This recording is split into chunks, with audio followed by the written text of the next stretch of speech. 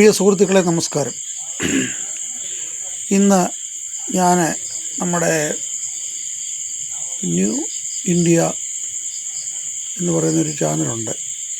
Vadayar Sunil, new India vision എന്ന് വേണ്ട എൻ്റെ പേര്, വടയാർ സുനിൽ. പുള്ളി ഫേമസ് ആണ്. ഇച്ചിരി BJP ചായ ഉള്ളതായിട്ട് നമുക്ക് തോന്നും, എനിക്ക് തോന്നിയിട്ടുണ്ട്. എന്തുവാണെങ്കിലും പുള്ളിക്കാരൻ്റെ ഒരു വീഡിയോ ഇന്ന് കാണാനിടയായി.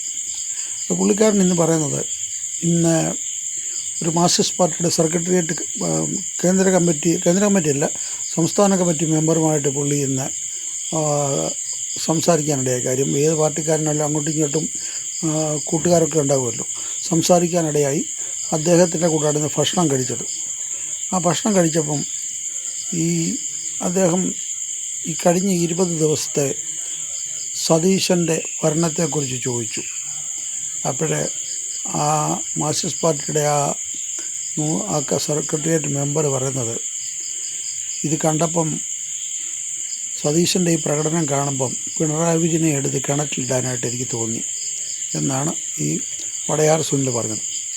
അപ്പോൾ അദ്ദേഹം എന്നിട്ട് ഒത്തിരി കാര്യങ്ങൾ പറയുന്നുണ്ട്. നമ്മുടെ കിഡ്നിയിലൊക്കെ പെട്രോൾ അടിക്കാൻ പോകുന്ന 1 രൂപയുടെ കാര്യം, അങ്ങനെ പല കാര്യങ്ങൾ പറഞ്ഞു. അപ്പോൾ ഈ വടയാർ സുനിലിനെ പറ്റി പോലുള്ള പോലും ഇപ്പോൾ 20 ദിവസം കൊണ്ട് സതീശനെ പുകഴ്ത്തി പറയാൻ ആൾക്കാർ തുടങ്ങി.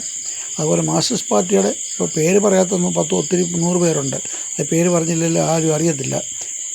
അത് കാരണം ആ പേര് പറയാതെ തന്നെ അദ്ദേഹം ഇത് വെളിപ്പെടുത്തിയത് പറഞ്ഞു, പിണറായി വിജയനെ എടുത്ത് കിണറ്റിലിടാൻ തോന്നിയെന്ന്.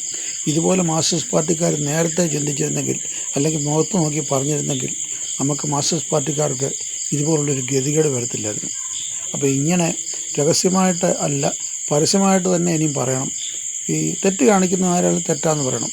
അപ്പോൾ വടയാർ സുനിൽ പക്ഷേ ഒരു കാര്യം എല്ലാം പറഞ്ഞിട്ട് ഒരു കാര്യം പുള്ളി മറച്ചു വെച്ചു. ഈ BJPക്കാർ ഈ പെണ്ണുങ്ങൾ, മഹിളാ മോർച്ചക്കാർ ബസ്സിൽ കയറി സമരം ചെയ്തായിരുന്നു. ആ കാര്യം കൂടെ പുള്ളി ഒന്ന് പറയേണ്ടതായിരുന്നു. അത് പുള്ളി പറഞ്ഞുമില്ല. ഓക്കെ, ഗുഡ് നൈറ്റ്, ജയ് ഹിന്ദ്.